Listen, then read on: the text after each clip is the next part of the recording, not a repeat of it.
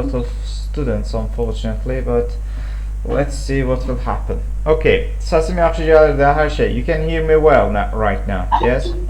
Yes. Okay, then let us start, my dear friends. Okay, just a moment. Let me first mute all. Just a moment. I'm trying to find the. Oh my God! On Windows, everything is locked in meeting. Lower the hand. Somebody's raising their hands.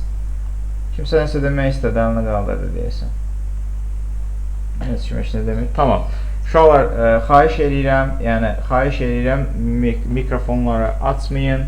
Yalnız və yalnız sualınız varsa əlinizi qaldırın. Əlinizi qaldırandan sonra mən sizə icazə verəndə, orada zaten əlini qaldıran hər kəsi mütləq sualını alıram. Onda sualınızı verə bilərsiniz əlbəttə. Getdik. Deməli, əziz dostlar, okay my dear friends, today what we are doing. Bugün, əziz dostlar, biz sizlə öyrənəcəyik, vocabulary mövzusundan davam edirik. English vocabulary in use, pre-intermediate. Just a second, let me open it with Firefox. Firefox is always my favorite when it comes to opening some kind of books or things like that. Okay, continue. Let's go. Getdik. If you remember, əgər xatırlarsınızsa, in our previous lesson we talked about country, nationality and languages. Biz dövlətlər, millətlər və dillər haqqında danışdıq. Now and then after that we talked about the physical world. Və ondan sonra biz fiziki dünya haqqında danışdıq. Now we are talking about the weather. Okay? İndi biz hava haqqında danışırıq və bir neçə dənə mövzu haqqında danışacağıq. Weather, hava deməkdir. Əziz dostlar, İngilis dilində bu gördüyünüz weather sözü dilinizin ləhcəsinə uyğun olaraq fərqli cür dəyişdirilə bilər. Məsəl üçün, siz əgər Amerikan ləhcəsində danışırsınızsa, o zaman siz weather deyil, weather deyəcəksiniz. Gördüyünüz kimi Amerikan ləhcəsində vurulur. Hava deməkdir. İngilislər ümumiyyətcə hava haqqında danışanda biz nə deyirik? Deyirik ki, bugün hava günəşlidir. Elə deyilmi? Bugün hava günəşlidir. Bəs ingilislər bunu belə deyilmi? Və yaxud da ingilis dilində danışan hər hansı başqa insanlar? Xeyr, onlar belə demirlər, əziz dostlar. Onlar bugün hava günəşlidir demirlər. Bəs nə deyirlər müəllim onun yerinə? Onun yerinə deyirlər ki, günəşlidir sadəcə. Havanı istifadə etmirlər. Havanın yerinə nə istifadə edirlər? It istifadə edirlər, əziz dostlar. It, okay? Nə deyirlər? It is, tutaq ki, sunny. Biz danışıqda Azərbaycan dilində nə gözləyirik deyilsin? Biz gözləyirik ki, Azərbaycan dilində deyilsin ki, the weather is sunny. Elə deyilmi? The weather is sunny deyilməyini gözləyirik hərfi tərcümədən. Amma xeyr, ingilislər belə demir. Bunun yerinə nə deyir? İngilislər bunun yerinə deyir ki, it is sunny. Bu arada siz yəqin ki, eşitməyənləriniz arasında varsa, Streamlearn aplikasiyamızın bizim qonaq modunun gəldiyini gördünüz burada. Görməyənlər baxa bilər, əziz dostlar. Streamlearn aplikasiyamızın qonaq modu mövcuddur. Normalda biz Streamlearn aplikasiyamızı yalnız öz tələbələrimiz arasında paylaşırıq. Amma biz aplikasiyamıza qonaq modda əlavə etmişik ki, bizim tələbəmiz olmayan şagirdlər belə gəlsinlər, bu proqramın ümumi xüsusiyyətlərindən tanış olsunlar və hətta onlara, əziz dostlar, gördüyünüz kimi ilk 10 dərsi, ingilis dilinə giriş ilk 10 dərsini pulsuz şəkildə etmişəm. Siz buradan ilk 10 ingilis dili dərsini pulsuz şəkildə izləyə bilərsiniz. Burada sıfırdan gələnlər də bunu izləyə bilər. Həmin dərslərin materiallarını aşağıda görürsünüz, əziz dostlar. Deməli, daha sonra sınaqlar, burada heç birində sınaq yoxdur, amma sınaqlar olsa sınaqlarda bura əlavə edirəm. Gördüyünüz kimi bütün materiallar da burada mövcuddur.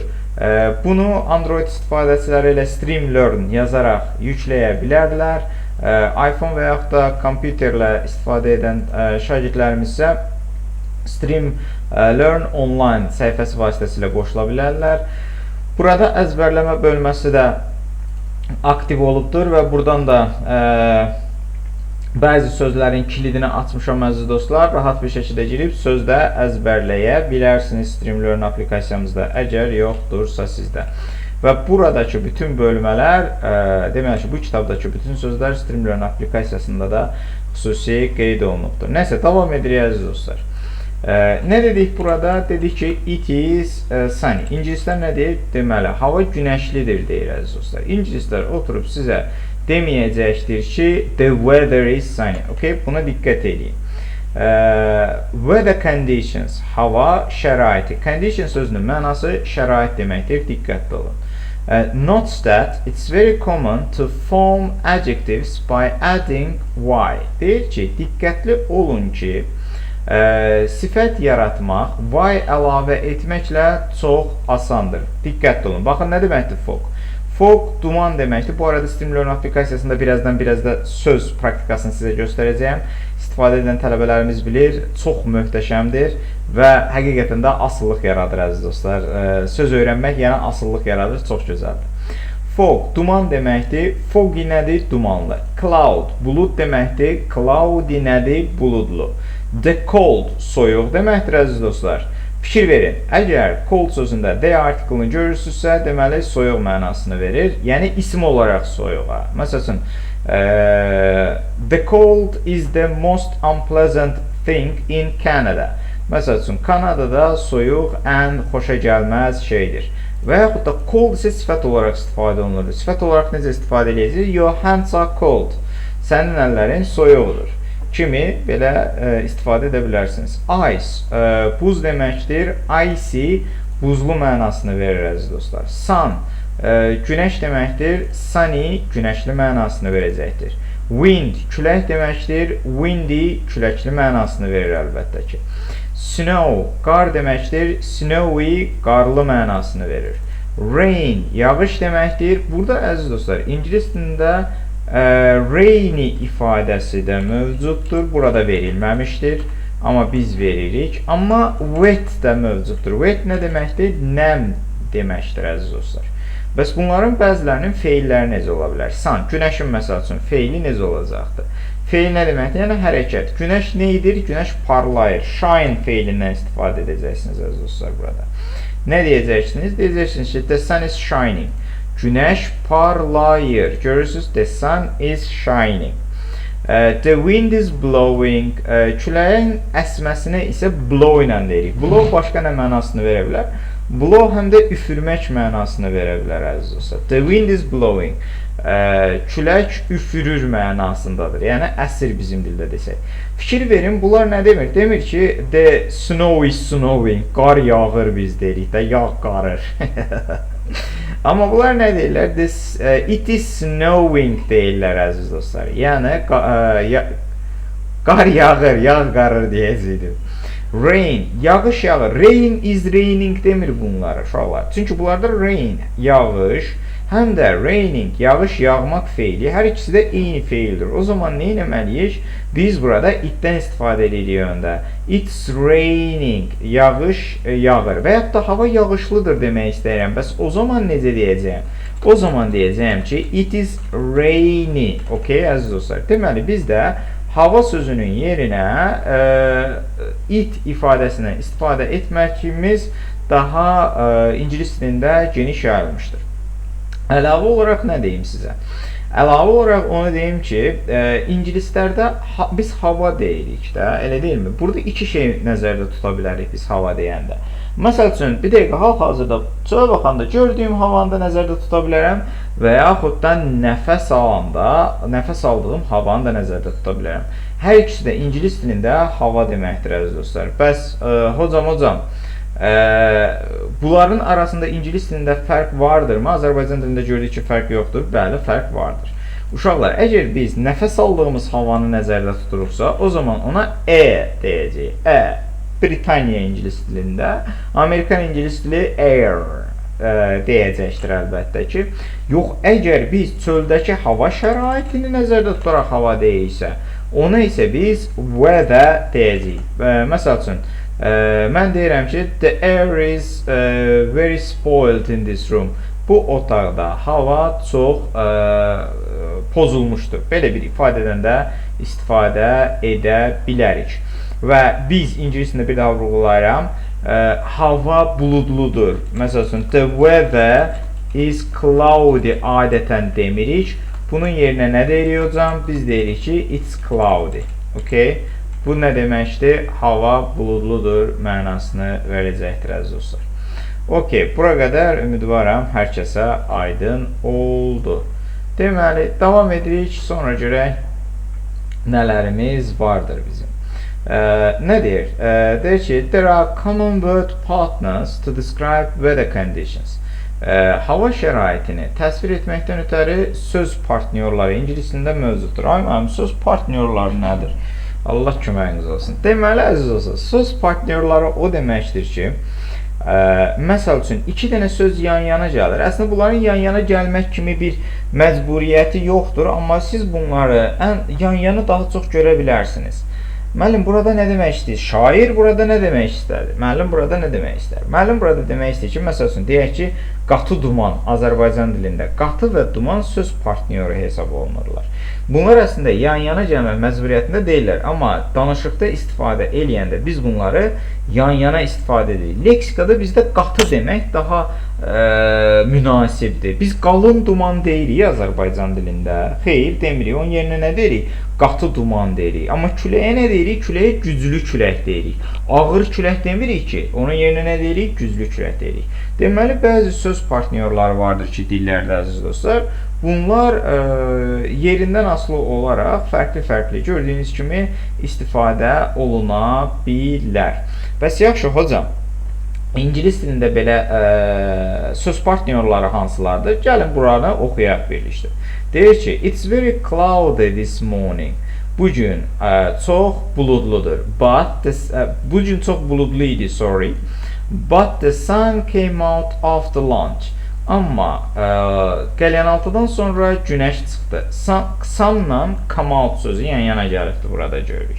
Yəni, günəşlə come out sözü yan-yana gəlibdir. Bəs müəllim, bunlarda necə olubdur ki, bunlar yan-yana gəlibdir? Come out nə deməkdir? Rise deyilmi? Günəşin çıxmağını axı biz məktəbdə the sun is rising kimi öyrənmişik.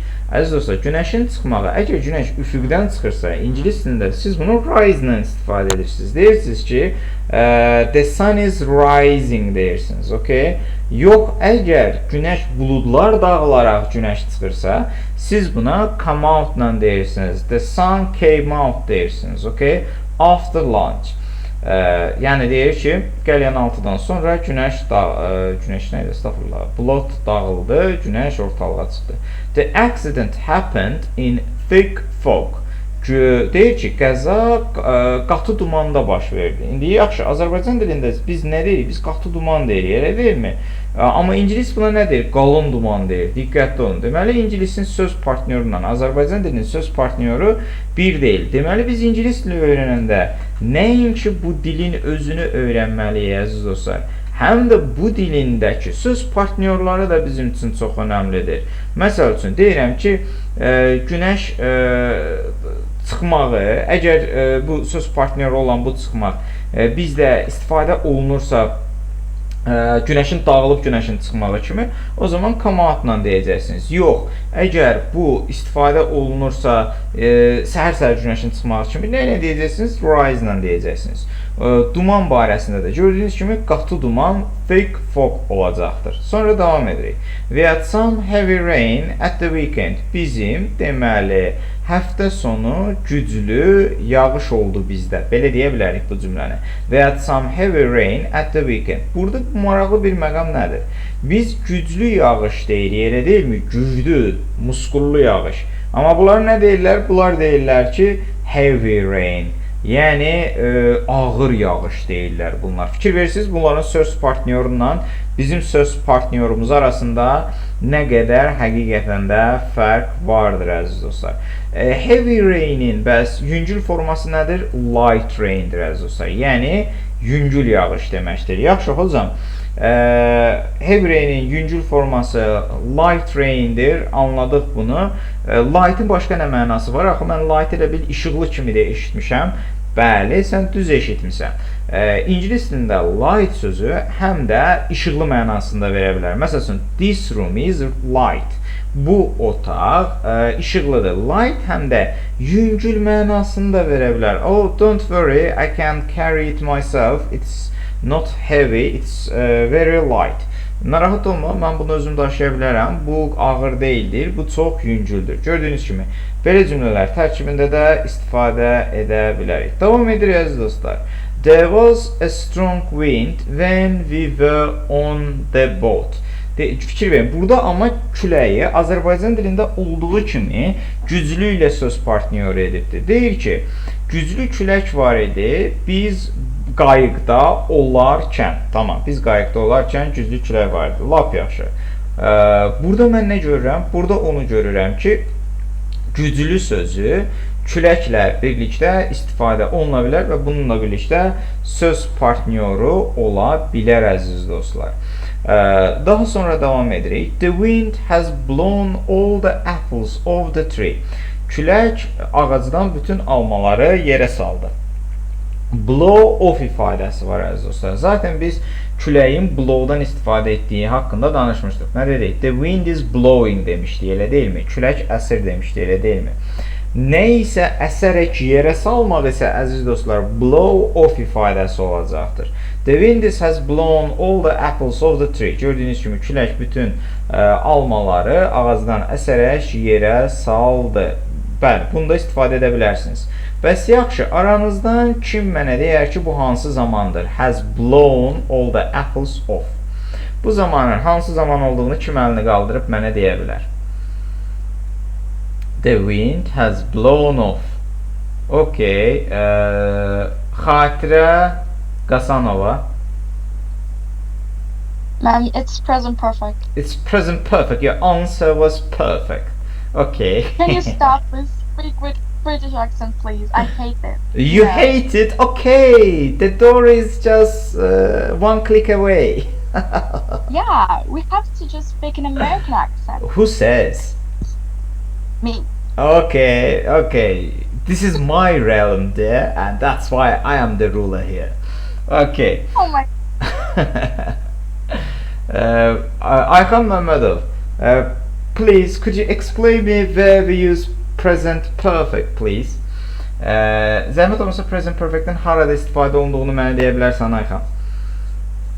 Əlini qaldırmışdın. İndiki bitmiş zamanda. Adı indiki bitmiş zaman. Bu kitab cümləsidir. Bu indiki bitmiş zaman. Bu nə deməkdir Ayxan? Mən ingilis dilim zəifdir. Sən mənə başa sal. Özün də gördün. Haycan. Keçmişdə elə bir hərəkət edirsən, o lakin indi davam eləmir də. Ay sağ ol. Dəncim sən mənim Ayxanımsan? Yoxsa yox? Ayxan. Sən Ayxan Məmmədov, sən mənim dərsimə qoşulan Ayxansan, yoxsa yox? Bəli. Hə, sən bizim Ayxansan. Hə, okey Ayxan. Deməli, keçmişdə Ayxan, amma açıqlama biraz daha dəqiq olmalıdır. Hüseyn, could you explain it please? If you want, you can explain it in Azerbaijani language as well. I accidentally pressed that button. You accidentally. Okay. I wanted to press the microphone, but I just accidentally press the wrong button. Oh my god. Mənə mənası lazımdır uşaqlar, mənası. Mənə Azərbaycan dilində adını deməyin. Can you tell me in English? Oh, of course. I would like to know the definition of present perfect tense form, and I would like to know where we use it, my dear friend. Yes. I think it would be better if it would be in Azerbaijan because of course. Just if you want to explain it in Azerbaijani language, no problem at all. My dear friends, no one can answer me correctly. Okay, who was the English-speaking person? Gülər, can you explain it to me? Biraz izah edə bilərsən. Present perfect'in mənə bilsə nə lazımdır?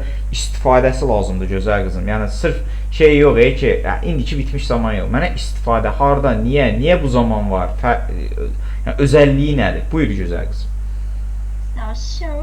So to be honest, I don't know grammar very well, but I think we use present perfect for actions that happened in the past, but we are connected to the present. Like Okay, bax bu çox gözəl idi. Uşaqlar, başa düşməyənlər üçün deyim. Deyir ki, mən qrammatika haqqında o qədər də bilmirəm, amma mən bildiyim qədərilə bu o hadisələr üçün istifadə olunur ki, hadisə keçmiş zamanda baş verdi, amma indiki zamanla əlaqəsi var əziz dostlar. Deməli, bu keçmiş zamanda baş verir.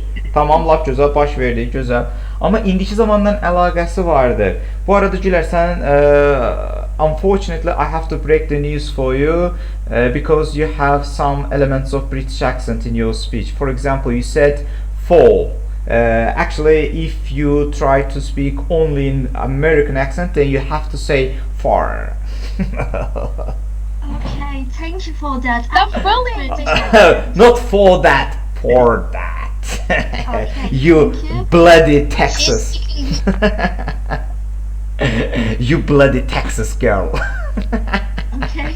Of course I'm she's joking. speaking very well. Yeah, she's speaking very well, of course. Rəhimə Qədirli. Buyur kızım. Hello, teacher. The present perfect. It's like an action that happens in past and it still happens now. Like No. continuous- It doesn't still happen now, okay? Just, it's wrong. It I happened in the past, but its effect It is started in right past. now visible, okay? Okay. Okay. I Uşaqlar. guess like started in past and continues today. No. The thing that you are talking about is present perfect continuous. We are not talking about present perfect continuous here. We talked about, we were asking the question about present perfect itself, okay there? I understand. Okay, Thanks, guys. I mute everybody. Uşaqlar, deməli, present perfect-in əsas funksiyasını bir dənə yüngül şəkildə izah edirəm. Qrammatik dərslərimizdə bunun ağır izahı vardır. Əsas funksiyası nə deməkdir? Baxın, Azərbaycanda ıbmış şəkilçisinə çox yaxın gəlir. Demirəm, hər zaman bu olacaqdır, ıbmış şəkilçisi olacaqdır. Amma çox yaxın gəlir. Məsəl üçün deyirəm ki, baxın, bu cümləmizə qayıdırıq. Nə deyir? Külək ağacdan bütün almaları yerə töküb. Yəni ki, almaların hal-hazırda yerdə olduğunu görürük. Hərəkət keçmiş zamanda baş verir, indi baş vermir, bir dəqiqə davam etmir o hərəkət. O hərəkətin nəticəsi bu dəqiqə göz qabağımızdadır. Yəni, almalar yerə töküb. Bəs müəllim, bunun yerinə mən past simple istifadə desəydim, desəydim ki, blew desəydim, məsəl üçün burada. Has blown off yerinə, the wind blew all the apples off the tree desəydim, necə olacaqdı?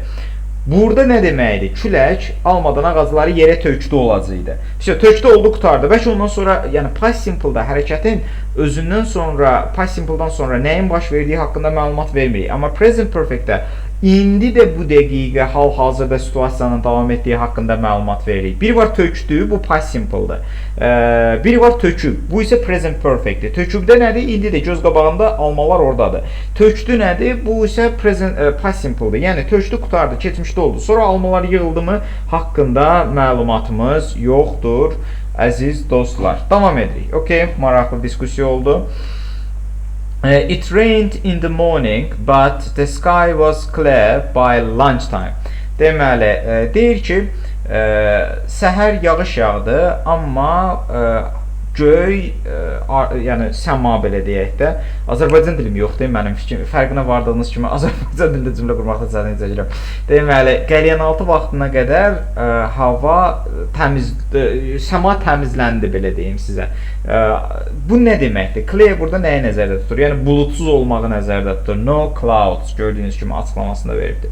It has been extremely cold today. It has been'dir burada. It is been deyil burada. Diqqətli olun. Present perfect'in to be formasını veribdir. It has been extremely cold today. Bu gün həddindən artıq soyuq olmuşdur. Very cold, extremely cold. Extremely-ni əziz dostlar, siz too cold var ya, 2 dənə oynanılan too. Onun yerinə extremely istifadə edib digər şeylərlə də istifadə edə bilərsiniz. Sifətlərlə də extremely hot, extremely cold, extremely windy, extremely sunny, nə ürəyin istəyir deyə bilərsiniz əziz dostlar. Və yaxud da bunu təkcə havaya aid deyil, extremely-ni həddindən artıq mənasında verib gündəlik həyatınızda istifadə edə bilərsiniz. Amma bu həddindən artıq daha belə şişirilmiş formadır. Daha çaya da it's extremely hot deyib evdə tava salmayın da yəni. Sonra əlavə olaraq nə deyə bilərəm? Əziz dostlar, bax bir dənə bu məsələni çox dəqiqləşdirmək istəyirəm sizlərlə. Əfsuslar olsun ki, bizim bəzi tələbələrimiz sanki elə düşünür ki, qrammatika, yəni belə deyim, qrammatika bilmək yaxşı bir şey deyil və yaxud da qrammatika dili öldürür və yaxud da qrammatika, belə deyim, mən danışmaq istəyirəmsə qrammatikadan yan keçməliyəm. Yox, bu belə deyildir. Elcan, görürəm əlini igidim, sual verəcəksən, gözlə bir dənə fikrimi bildirim. Deməli, məsələ nədən ibarətdir? Məsələ ondan ibarətdir ki, əgər siz həqiqətən ingilis dilini düzgün formada öyrənirsinizsə və üzərinə də hətta qrammatikanı da əlavə edirsinizsə, then your speaking will be just perfect, okay? Sadəcə sizin danışığınız mükəmməl olacaqdır. Yəni, bu bir sizin olacaqdır, hər detalından gözəl olacaqdır. Düşünün ki, qrammatika evin tertiyojudur, sözlər isə bizim evin, yəni leksikamız isə bizim evin materiallarıdır. Bu ikisini düzgün şəkildə bir-biri ilə birləşdirən də möhtəşəm bir ev əldə etmiş olur. Belə bir şey cümlə yazıldı. Möhtəşəm bir ev əldə etmiş olur. Amma düşün ki, sən deyirsən ki, məndə həddindən artıq çox söz vardır, mən qrammatika öyrənmək istəmirəm. Elə sözləri elə bir kərpici götürürsən, hardan gəldi evə qoyursan, deyirsən ki, mən mükəmməl ingilis dilim olacaqdır. Ev qırılır, ay sağ ol, rəhmə qədərli düz dedi. Deməli, ev qırılır, dağılır, pis günə düşür. Ona görə də qrammatikanı düzgün formada, yəni demirəm amma sizə burada Dövlət İmtahan Mərkəzi kimi, düzdür, məcbur olaraq hamımız Dövlət İmtahan Mərkəzinin o məngənəsindən keçmək məcburiyyətindəyik, qrammatikasından keçmək məcburiyyətindəyik. Bu faktdır, əfsuslar olsun ki, bu bir faktdır və bu baş verəcəkdir hər birimizdən də. Amma məsələ nədən ibarətdir? Bu məngənədən keçərkən belə sizə elə bir yol göstərici lazımdır ki, desin ki, baxın, bax Ayşə, burada göstərdiklərim bu danışıq qrammatikasıdır. Bundan ehtiyatlı ol. We don't have to use grammar in American accent. Yes, of course, and that's why they are speaking like that. Hey, what's up, bro? Harda danışırsınız, danışın, sizə düzgün qrammatika lazımdır. Düzgün qrammatika sizin möhtəşəm və səlis səslənmənizə səbəb olacaq. Demirəm, bütün gün başınızı qrammatikaya döyün, amma qrammatikaya düşmən kəsilmək, ingilis dilinin özünə düşmən kəsilmək, gözəlliyə düşmən kəsilmək deməkdir. Qrammatika rəssamın fırçasıdır, sözlər boyadır. Boyanı biri var götürürsünüz, çırpırsınız, ki, nətər gəldə danışırsınız, pis yaxşı başa düşür qabağınızda ki, siz nə eləməyə çalışdığınızı. Amma biri də var, rəssamın fırçasının orada möhtəşəm bir əsər yaradırsınız. Bellissima signorita. Bax, belə. Bəxtiyar Vəliyev, buyur, sualını ver. Müəllim, siz proqram yaradanda siz proqramı çağırırsınız. Heç hənanın yeridir, Yiğit. Heç hənanın yeridir. Bəli, mən həm də yüngül bir proqramistəm. Ondan sonra, Elcan, sən əlini qaldırmışdın, səhvən deyəsən. Əlini yerə saldın, bilmirəm, nə oldu. Tamam, sual vermişsə davam edirik uşaqlar məsələyə.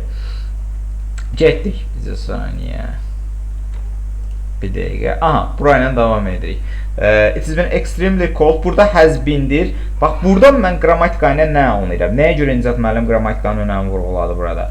Buradan mən anlayıram ki, bunun has been olmasına, yəni bu eləcə mənasını anladım. Bu gün həddindən artıq soyuq olub. Amma mən bura qrammatika bilgisində əlavə eləyərək anlayıram ki, present perfect'in to be formasını qoymaq bura o deməkdir ki, belə deyim, bu hərəkət keçmiş zaman, bu hərəkət belə deyim, indiki zamanda təsirə malikdir. Mən bu hərəkətdən anlayıram. Bax, bu cümlədən anlayıram ki, gün hələ bitməyibdir. Bu qrammatikanın mənə qatdığı gözəllikdir. Çünki perfect'in to be-sini orada görürəm.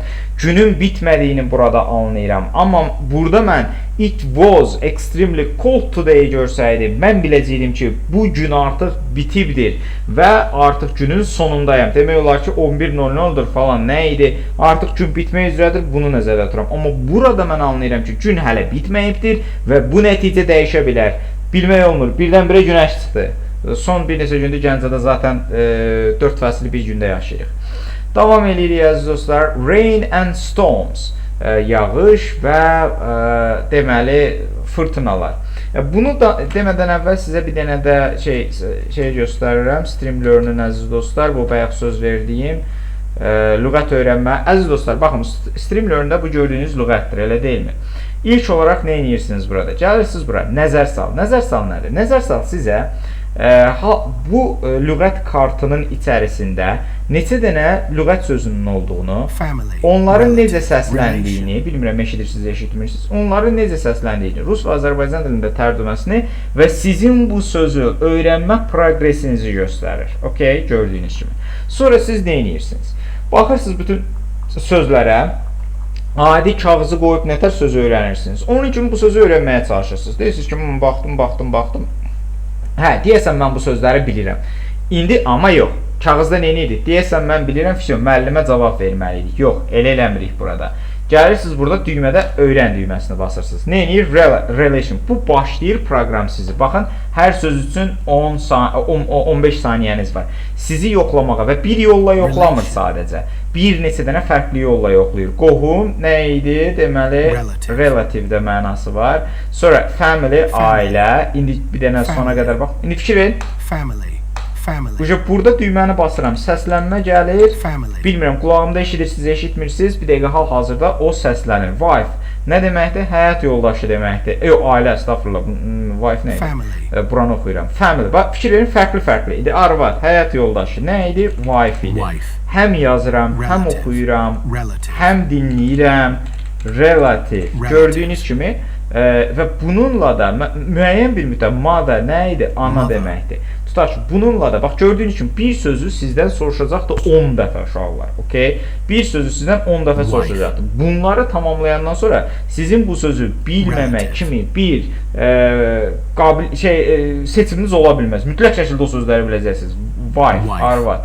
Məsələn, burada neçə 12-ci sözdür. Hələ burada bütün sözləri soruşmur ha. Sözləri 10-10 bölür və 10-10 soruşur və öyrəndiyiniz sözləri isə, baxın, indi bir dənə gəlin burada nəzər sala baxaq. Gördüyünüz kimi bu sözə neçə dəfə? 3 dəfə düzgün cavab verdim. 10 dəfə mən bu sözə düzgün cavab verməliyəm ki, bu sözü öyrənilmiş kimi proqram özündə qeyd eləsin və bu öyrənilən sözləri də əzbərlənmiş kartlara əlavə edir gördüyünüz kimi və artıq neçə dənə söz öyrəndiyinizi oradan görə bilərsiniz. Öz proqramınız vasitəsilə. Bu düzdür, qonaq hesabıdır. Siz burada leaderboardu görə bilmirsiniz. Burada leaderboard da olur əslində. Həqiqi hesab alanlarda leaderboardda görsənəcəkdir. Leaderboardda siz bu proqramı istifadə edən bütün tələbələrlə yarışırsınız. Baxın, hal-hazırda 2000 söz burada vardır.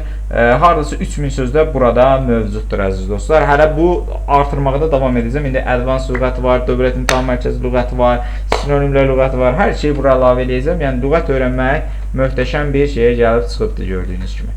Getdik, davam edirik əziz dostlar. Nəysə, bizə saniyə, hardadır bu? Getdik. Nədir? Rain and storms, yağış və fırtınalar. For heavy rain, we often use the verb pour. Deyir ki, çox güclü yağışlardan ötəri biz adətən pour, süzmək feilindən istifadə edirik. O, Azərbaycan dilində deyilir, tutucundan göyə çıx məsələsi. Bax, odur yəni. Pour with rain. Nə deməkdir? Pour sözünün mənası nədir əslində? Pour sözünün mənası süzmək deməkdir əziz dostlar. Nəysə stəkana süzürsən, olur pour. Pour with rain nə deməkdir? Yəni yağışın yağması, çox güclü yağışın yağması mənasını verir əziz dostlar. For short periods of light or heavy rain, we must use the noun shower. Deyir, qısa müddətlik yağışlar üçün biz shower sözündən istifadə etməliyik. Bu yağış yüngül yağış da ola bilər və yaxud da güclü yağış da ola bilər. Demək, shower sözü həm duş qəbul etmək mənasını verir, həm də qısa müddətlik yağışlar üçün istifadə olunur. Əslində belə deyib, origini nədir? Qısa müddətli yağışlardan gəlib duş mənasını veribdir əziz dostlar. A storm is heavy rain with strong winds. Storm, yəni fırtına isə güclü yağış və güclü küləyə deyilir əziz dostlar. Bir də ingiliscəsində burada a pour with rain var. Yəni yağışın güclü yağması. Bir də ingiliscəsində belə bir ifadə var. It was raining cats and dogs. Göydən it pişik tökülürdü deyirlər ingilislər. Yəni bu nə deməkdir? Yəni o qədər ağır yağış yağırdı ki, elə bir başıma vedrə ilə su tökürdülər. Elə bir başıma it pişik tökülürdü, belə deyil. Belə bir ifadələri var onların. It was raining cats and dogs. Sonra davam edirik burada nədir? Look, it's really pouring with rain now. Və yaxud da look, it's really pouring now.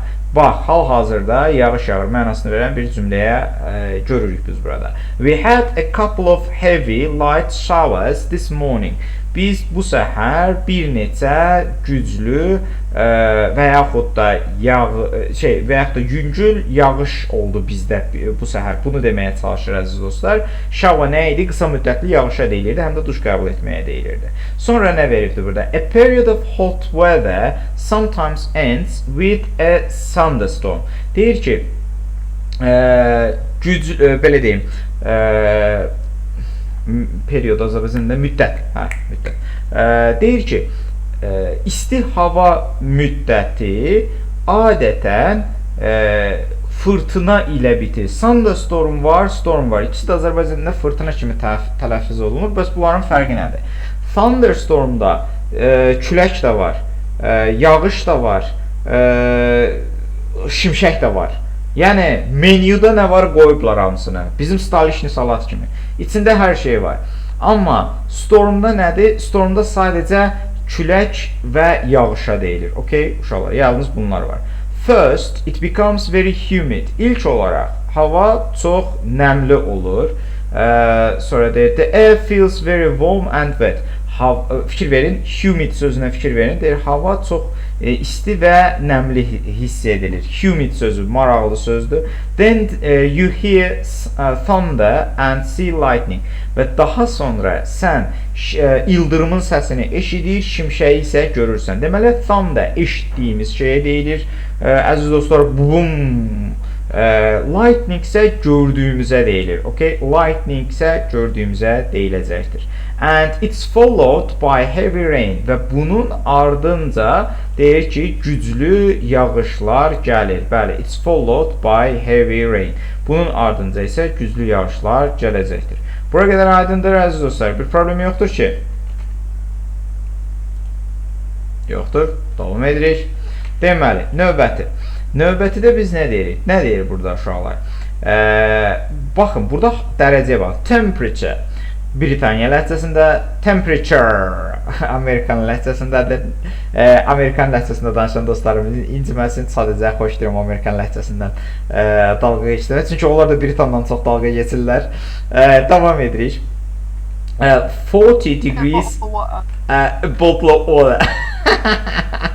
Somebody's touching Temperature versus temperature. Yeah, it's because it's temperature. Temperature. Yeah. Like you have a frog in your throat. Yeah. I prefer saying temperature. You prefer saying temperature. Yes. You guys are all for bullies. Yeah, for real. Okay. Close all the microphones, please. Boiling. Uşaqlar, bax, istiliyə diqqət edin. Not very warm. Çox da isti olmayan. Bu nədir? Cool, sərin deməkdir, əziz dostlar. Bu cool müasir ingilisində artıq nə kimi də istifadə edilir? He is a very cool teacher. Və yaxud da teacher. Deməli, cool, yəni həm sərin mənasını verir, həm də necə deyirlər, krutoy deyirlər bizdə. Onun kimi istifadə olunur. Sonra warm. Warm isti deməkdir. Amma warm məsələsindən hotu qatmayın. Warm tutaq ki, soyuq bir qışda qapını açırsınız və içəri girirsiniz. Deyirsiniz ki, oh, it's so warm inside. Necə də içəri gözəl istidir, əziz dostlar. Amma hot nədir? Hot bilirsiniz nədir, əziz dostlar? Kürdəmirdə Bakı ilə Gəncə arasında gedirsiniz, avtobusdan dayanırsınız, oturub bir qismət yemək yeyəcəksiniz, o isti gəlir, ay Allah, bu nə isti idi, öldük. Bax, bu hotdur, okay? Warm isə nədir? Warm isə yerə də dediyim kimi xoşa gəlimli isti. Soyuqdan istiyə gələndə xoşa gəldiyi isti. Warm, kürdəmirin istisinə isə hot deyilir, əziz dostlar. Boiling. Boiling nə deməkdir? Boiling qaynayır. Yəni konkret səhra. Bu boiling səhradır. Çünki feil boil feilindən gəlibdir. Qaynamaq feilindən gəlibdir gördüyünüz kimi. Sonra cold bu biri tərəfə keçək. Nə deyir? Cold soyuq deməkdir. Chilly. Chilly sözü də vardır əziz dostlar. Deməli, bir dənə soyuq zarafat ağlıma gəldi, coğrafiya ilə bağlı, neysə. Deməli, chilly soyuq deməkdir, həqiqətən üşüdəcək soyuğa deyilir. Freezing isə, əziz dostlar, dondurucu. Çünki zaten bunun kökü də freeze sözündən gəlibdir. Freeze də donmaq deməkdir əziz dostlar. Ümidvaram bura qədər hər şey aydındır. Davam edirik burada. Language help, dil köməyi. Nə deyir burada? Gəlin baxalım. Cool can either mean slightly cold in a negative way. Deyir ki, cool sözü ola bilsin ki, negativ formada yüngülcə soyuğa deyilə bilər. E.g. məsəl üçün, we have had a cool summer. Bizim yüngül, belə deyim də, belə deyək, bizim, necə deyək Azərbaycanda, bizdə soyuq yay keçdi. Yəni, bu negativ formadadır. Yayın sərin olması əslində negativdir. O, slightly cold in a pleasant way və yaxud da xoş mənada, yəni yayda konserin altı olur, sərin. Pəh, bax, ona deyilir. The water in the pool was lovely and cool. Deyir ki, hovuzdakı su gözəl və sərin idi. Yəni, bu nə deyir? Bu, xoş mənada sərin olduğunu bildirir. Bir də mild ifadəsi vardır. Mild sözü, əziz dostlar, mülayim deməkdir. Xoş mənası mövcuddur ingilis dilində. Mild. Hava ilə bağlı istifadə olunur adətən. Mild is often used in a positive way to describe weather that's not as cold as usual. Deyir ki, mild adətən deməli pozitiv mənada o qədər də soyuq olmayan havanı təsvir etmək üçün istifadə olunur. Yəni sən gözləyirsən ki, hava soyuq olmalıdır. Amma görürsən ki, xeyr, hava soyuq keçmədi, mülayim keçdi. Bax, buna nə deyirik biz? Buna mild deyirik əziz dostlar. Sonra, it's been a mild winter. Mülayim qış oldu. Yəni, xoş oldu, o qədər də sərt keçmədi. Donmadıq, min şükür, qaz elə çox yazmayıb, onu demək istəyir. Okay, bu hava haqqında olan ifadələr idi. İndi buradan kimin nəsə sualı varsa buyursun, bu izah etdiklərimdən nəyi dəqiq başa düşdü, nəyi başa düşmədi, niyə başa düşdü, buyursun. Okay, will there be an essay today, teacher? Uşaqlar, qrupun açıqlamasında da bir dənə xahiş edirəm, yəni çox xahiş edirəm. Bu sualların çoxsunun cavabı qrup açıqlamasında verilibdir. Qrup açıqlamasında biz görə bilərik ki, yazılıbdır ki, çərşənbə günü üçün, yəni bu gün üçün mütləq şəkildə biz ingilis dili leksikası və ümumi ingilis dili barəsində danışırıq. Bazar günlərində isə biz yalnız, nə deyirlər onun adına, esseylərlə məşğul oluruq. Yəni, bunun açıqlamasına, xahiş edin qrup açıqlamasına diqqət edin hər birinizdə. Yəni, düz deyək, hamıya cavab verəm, amma bəzən olur, məsəl üçün, mesajı atıram, dəfələrlə eyni sualı verirlər, hansı ki, hamısının cavabı bizə qırıq mesaj oxusalar orada vardır. No, you don't be sorry, okay? And by the way, sorry uses... Don't be sorry, be better. Oh my god, you're using my word! Don't be sorry, be better! God of War, Kratos, if somebody knows. Okay, Bəxtiyar Vəliyev.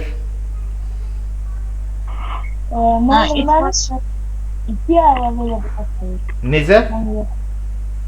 Mən qrupu əlavə edə bilərsin. Ha, bura hardan qoşulub səni git? Mən anamın telefonu qrupda yanından da. İgid, sən mənə yazsa linkini atacam, oradan qoşul, yaxşı. Problem yoxdur. Sonra, kimsə desə demək istədilər.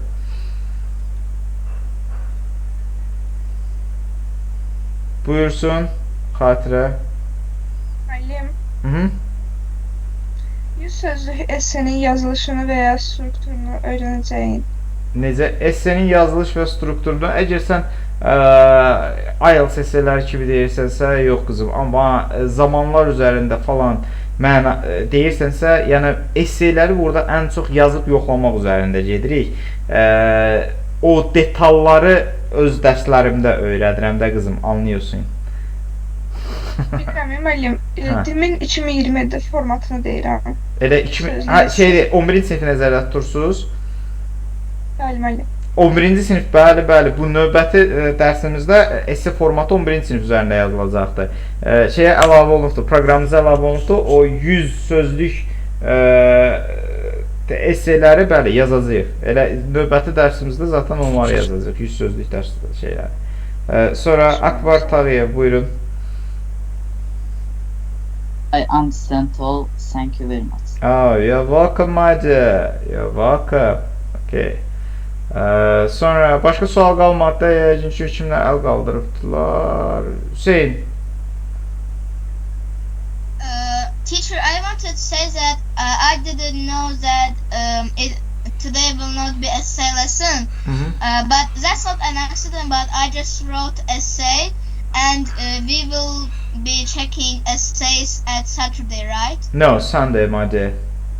On Sundays. I mean Sunday, yes. Yes, exactly. Okay.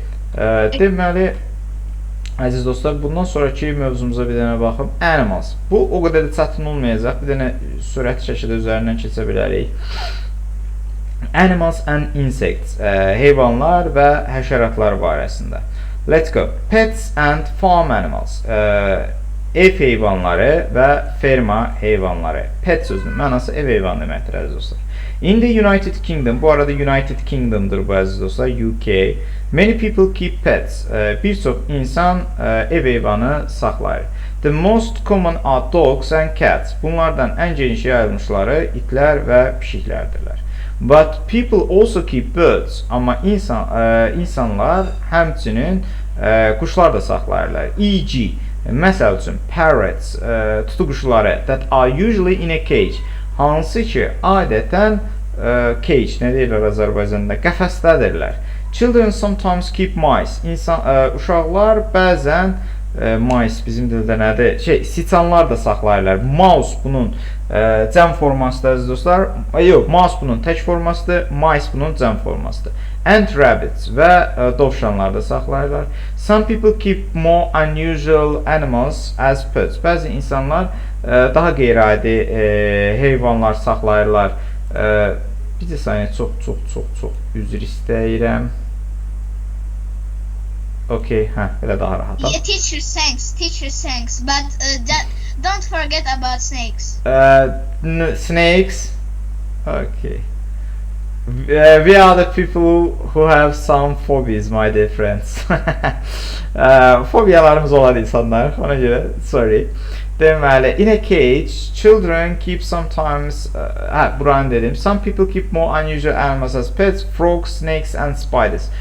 Bunlara misal olaraq deyir ki, qurbağalar, ilanlar və hörümçəklər də daxildir. Burada gördüyünüz kimi bütün heyvanların adları verilmişdir, əziz dostlar. Bu bull olaraq oxunur, bal olaraq yox.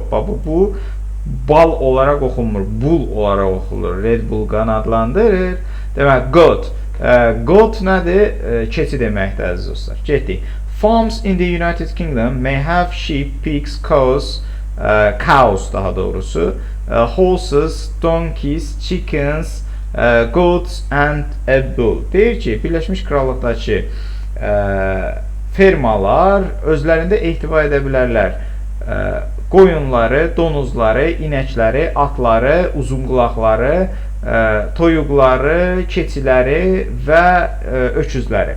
İndi burada maraqlı nədir? Sheep sözünə diqqət edirsiniz. Əziz dostlar, abituriyentdən əgər getmişsinizsə, bilirsiniz ki, sheep abituriyentdə demək ki, sentyabr ayında keçilən bir sözdür.